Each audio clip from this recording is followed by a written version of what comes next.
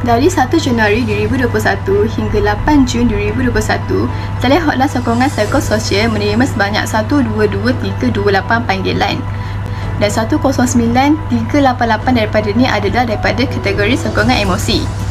Kebanyakan panggilan adalah daripada kategori kesihatan mental dan antara contoh kesihatan mental ni adalah kemurungan. Jadi kemurungan ni adalah penyakit yang berlaku di seluruh dunia dan susah untuk dirawati. Antara gejala kemurungan adalah kesedihan yang kerap, mudah marah dan sukar untuk menumpukan perhatian.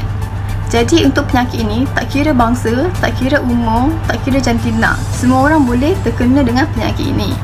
Untuk rawat penyakit ini, dia bukannya sekejap saja, dia boleh berbulan-bulan dan juga bertahun-tahun. Ini adalah faktor kemurungan rakyat Malaysia semasa COVID-19. Tahap kesihatan mental dalam kalangan masyarakat di negara ini perlu diberi perhatian serius memandangkan semakin banyak kes bunuh diri dilakukan sejak kebelakangan ini yang dikaitkan dengan tekanan mental akibat pandemik COVID-19. Seperti yang kita lihat, antaranya ialah kehilangan pekerjaan dan sumber pendapatan. Hal ini berlaku semasa negara kita membuat sekatan pergerakan untuk melindungi rakyat Malaysia daripada jangkitan, tetapi ia secara tidak sengaja membawa risiko memburukkan lagi kesihatan mental. Ini adalah kerana banyak perniagaan, banyak sektor perkilangan yang dikira tidak penting perlu berhenti operasi semasa Perintah Kawalan Pergerakan PKP dilaksanakan pada Mac lalu dan juga menyebabkan ramai rakyat diberhentikan kerja. Orang yang mengganggu akan berasa tidak yakin dan selamat yang akhirnya menjejaskan kesihatan mental mereka dan menyebabkan kemurungan.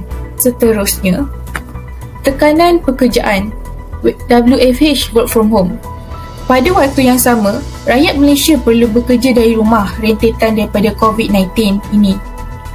Tekanan pekerjaan boleh dialami oleh sesetengah individu yang perlu bekerja dari rumah. Hal ini kerana mereka ini tidak mempunyai tempat bekerja yang selesa dan sesuai. Bekerja dari rumah telah memberi tekanan kepada individu yang mempunyai persekitaran yang tidak sesuai untuk melaksanakan kerja atau tugas yang diberikan oleh majikan. Pelbagai cabaran yang mereka hadapi semasa bekerja dari rumah. Contohnya, semasa melakukan mesyuarat atas talian online, namun akses internet tidak stabil dan semasa di rumah juga terdapat gangguan seperti bunyi bising semasa bekerja sehingga mengganggu fokus untuk melakukan kerja. Perkara ini berlaku kerana rumah itu bukanlah satu suasana yang kondusif untuk bekerja. Selain itu, masalah keluarga dan persekitaran. Hal-hal seperti mempunyai masalah keluarga dan persekitaran di rumah juga boleh mendorong seseorang individu itu mengalami kemurungan dan tekanan hidup yang akan menyebabkan masalah kesihatan mental. Semasa Perintah Kawalan Pergerakan PKP, orang ramai perlu mematuhi perjarakan fizikal dan rakyat Malaysia perlu tinggal di rumah dalam tempoh masa yang lebih panjang. Sehubungan dengan itu, sesetengah individu yang mempunyai persekitaran rumah yang toksik dan mempunyai suasana rumah yang tidak menyenangkan akan mengalami masalah kesihatan mental kerana mereka ini terpaksa menghabiskan masa di rumah yang tidak menyenangkan dalam tempoh jangka masa yang panjang. Akhir sekali, tekanan pelajaran iaitu ODL.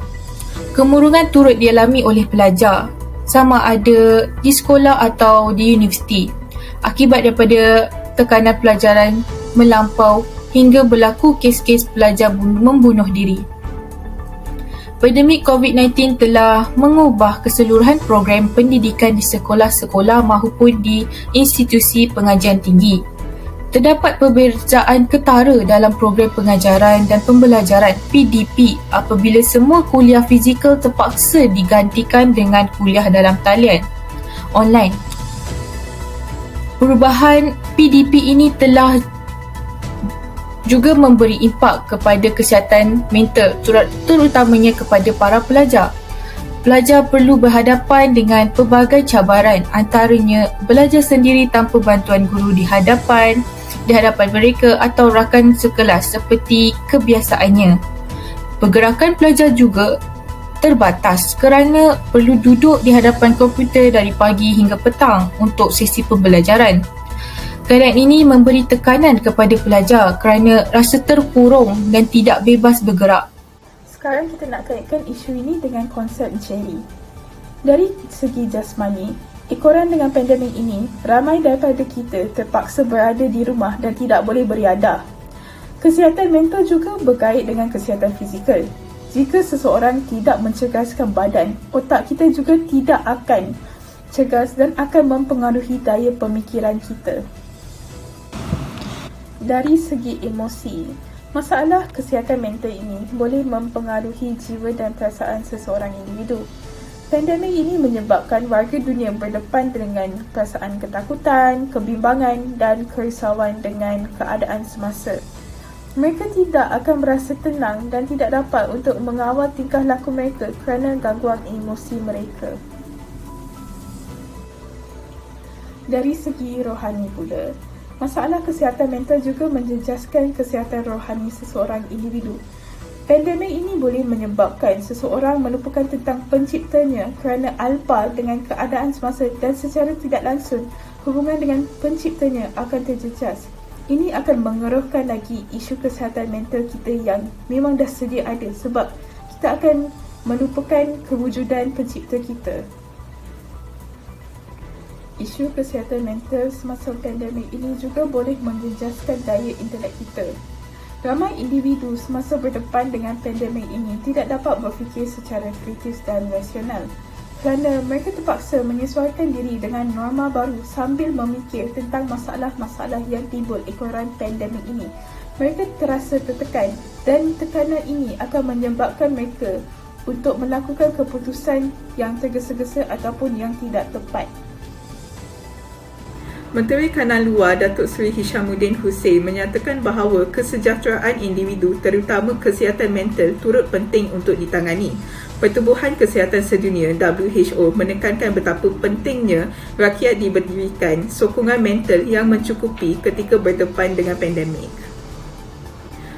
Kesihatan mental semasa COVID-19 terhadap individu adalah individu akan mengalami stres, kecelaruan dan kecemasan dan kecekapan kerjanya akan menurun. Keluarga pula akan terjadi kepada kematian ahli keluarga dan kenaikan risiko berlakunya kes keganasan. Kadar kes bunuh diri dalam masyarakat dan kadar pengangguran dalam masyarakat akan menaik. Negara akan mengalami krisis ekonomi dan kadar kemiskinan menaik. Seterusnya, marilah kita tengok kepada cadangan cara menangani isu kemurungan rakyat Malaysia semasa COVID-19. Yang pertama merupakan mendapatkan bantuan daripada kaunseling atau pakar psikologi.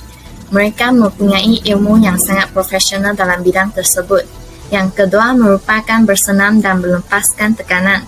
Melakukan senaman selama 30 minit setiap hari boleh membawa impak yang sangat bagus kepada fizikal dan mental. Yang ketiga merupakan amalkan perhubungan yang sihat. Cara yang keempat merupakan amalkan diet yang seimbang walaupun makanan ringan dan minuman soda sangat sedap. Yang kelima adalah ikut nasihat doktor. Jika pernah jumpa dengan doktor, pastikan ikut nasihat doktor, makan ubat pada masa yang sudah ditentukan. Jangan tukar masa sesuka hati. Cara yang terakhir merupakan berfikiran positif. Selalu berfikiran negatif menyebabkan kita tidak akan dapat menemui perkara yang baik dalam kehidupan. Kesimpulannya, ternyatalah pandemik COVID-19 yang melanda ini telah memberikan impak yang signifikan terhadap kesihatan mental rakyat Malaysia. Kesihatan mental seseorang tidak boleh dipandang remeh kerana ia boleh menjejaskan kebolehan seseorang untuk menguruskan kehidupan seharian. Jika keadaan kesihatan mental seseorang telah pun berada pada tahap yang kritikal, pasti akan terlahirnya keinginan untuk menamatkan riwayat. Oleh itu, demi mengelakkan kejadian sebegitu berlaku, setiap rakyat Malaysia dipohon untuk lebih cakna dan prihatin terhadap orang di sekeliling serta dikehendaki untuk menjalankan tanggungjawab masing-masing dalam menjaga kesihatan mental diri bagi menghadapi pandemik COVID-19 ini.